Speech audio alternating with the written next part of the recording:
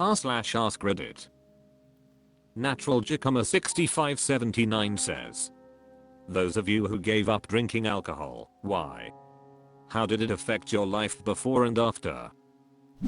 Iljeffer Turdberger says, 5 years sober, I never have to worry about the day before each morning again. Alternative Sort 404 says, also, just feel so much better in the morning making it through January dry for the first time right now. V Right in 2V says, when my pops quit drinking he told me, when you are sober, every morning you wake up innocent seems like he has the same feeling you do. Different Pension 424 says, female, now age 87. I started drinking alcoholically at age 15 and stopped at age 39. I was suicidal, bloated, and headed for Skid Row. I never went to jail, but when I was stopped by police a few times, I never had a sobriety test. Eventually, I met an alcoholic detective, and our relationship didn't last, but a short time. I met a few friends. Most of my drinking was locally, so the same police crews the same area. They weren't his friends, and other police knowing me not have had any bearing on my catch and release.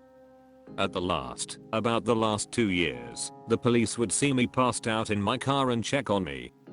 Usually, I was in front of my residence, but once I was a few miles away in a closed gas station lot. I felt so desperate. I had been asked by my church to not call anyone or attend. I was calling various members in the middle of the night, or started attending some events under the influence. My young children looked out the window and saw me passed out on the lawn, even if it was raining. They had to call their dad to ask him to come and fix dinner etc, and he would stay the night. My last drunk was the night of November 12th, 1976. November 11th I showed up at my house and nobody was up. I drove to a nearby bar, a gay bar at that. I'm not gay. I wanted more to drink. At 4 AM I came to with a young man sitting with me. The bar closed at 2. He was making sure I didn't drive home. Not only for my own safety and safety of others, but police patrolled the bars at cling time. I drove home, and my ex greeted Northeast saying you will never change. I called off sick and started drinking a pint of gin, but I left a shot because tomorrow I was going to have that and stop.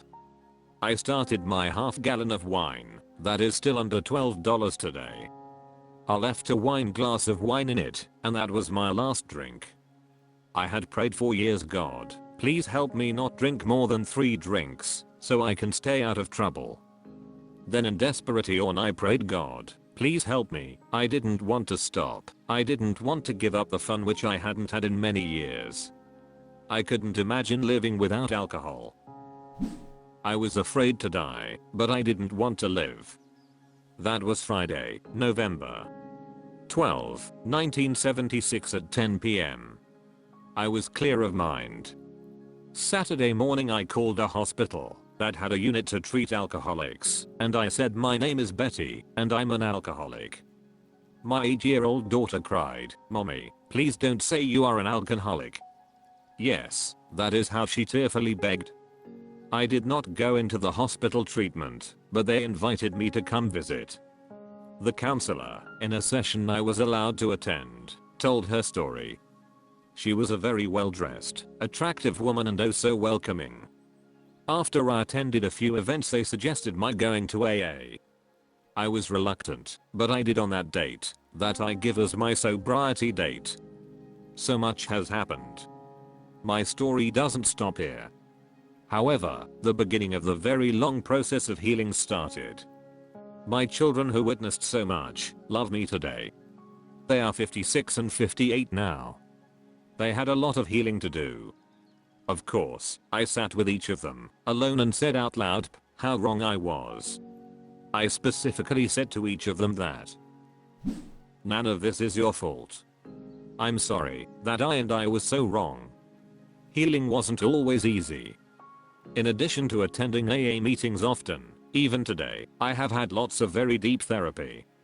Eventually I found a group in the late 80s called Safe Harbors. The focus was a 5-day focus for incest survivors. Another 5 days shortly after for anger management. The leaders of my healing have all passed away. They did train others, but I attend an abbreviated workshop later. Its methods were quite a bit different, but I still recommend it.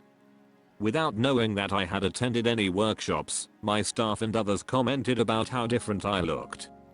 It is my opinion that alcoholism is a disease.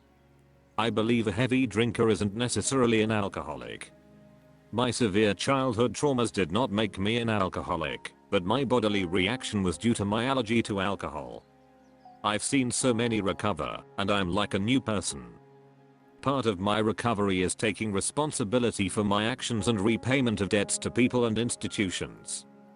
To admit my faults, repair broken relationships, and cleaning up all damage done by me. It's such a soul-freeing experience. True freedom. Y0M0MS Chester says. Reduce the amount I drink by a lot, and my body works better. Sleep, mental health, mood. My body looks better. My face is the biggest difference. I look and feel more alive. No more puffiness. r/AskReddit. Buxton 328 says. Introverts who broke out of your comfort zone. What do you do to meet new people? Last Rabbit 9579 says. I started saying yes to invitations, even when I didn't feel like going. Turns out, showing up is half the battle for making connections. Blacksmith Remote 1175 says. I just started being myself, and found out that people actually like it. It's a positive feedback loop. Salty Care 7049 says. Most of the time, extrovert people pities and adopts me. That's how I meet new people. Starfish Booker says. I usually walk into a room screaming my name. Magnana Mouse Godpeace says. Lived in a country with greater respect for introverts, less worship of extroverts. Turned out there's nothing wrong with us, but North American English culture is shallow. Sriracha Ninja says. Introvert doesn't mean antisocial. I like meeting new people, but only to an extent. I can't talk the whole evening. After 2-3 I have enough and need silence. Wish 1977 says. Work took me out of my comfort zone and gave me confidence. I was always an extrovert trapped inside an introvert. Same Custard 6577 says. Join the local improv comedy group. Now that's breaking out of your comfort zone. David Mar7 says. It was forced from work. Many conversations with thousands of people. Eventually I got to the point where I could talk/connect to almost anyone. Say Hey Kid 2424 says.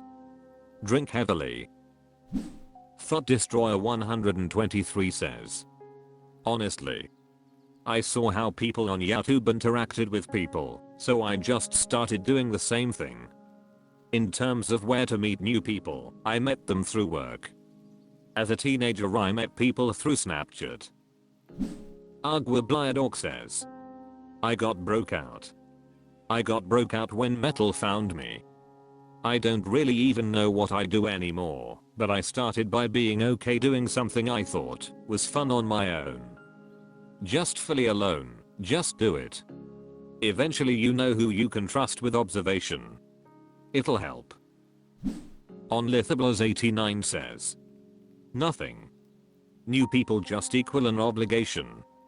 It's like feeding a cat. Don't dare feed it unless you plan to take care of it. Carmity Lanky 1047 says. Pull it out. The ones who don't run I keep. Helga Japatiki says. A few things I've done to meet more people. Audition for a play, join meetup groups, go on playdates with other moms, attend church or local events, volunteering. Secretivelia says. I don't go out of my way to meet new people if they are not already in my circle. Most likely we won't have much in common, so any conversation is gonna be strained. Is that always true? No. But that's the way I think.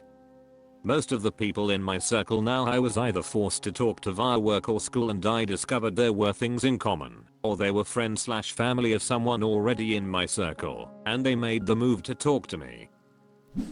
John the Pope says, I ask friends to introduce me to their other friends that I haven't met yet. Sufyan says, attend smaller gatherings, such as a coffee meetup or a small group event, where the social interaction is less overwhelming. Join interest-based groups for hobbies or passions, such as book clubs, sports teams, or creative classes. Attend events with a purpose like networking events, conferences, or workshops. Leverage online communities. Join online groups related to your interests, and then gradually transition to meeting in person. Osinitis says, go to concerts and talk to people near you about the band and how they got into them. Beautiful Bellax says, I start by playing online games and meetings them personally. Fitfly7551 says, participating in D&D Open Championships, then getting invited to a sleepover for an all-nighter, and it just went downhill from there. Next, we invited a few people that are not introverts, non-D&D players, plebs, but are interested in the game. Then, in turn got invited into a bigger party, and a few months later we basically forgot we are introverts. However, there are always times when we really don't want to go out and just keep to ourselves, the original circle. Hope this helps. Cheers.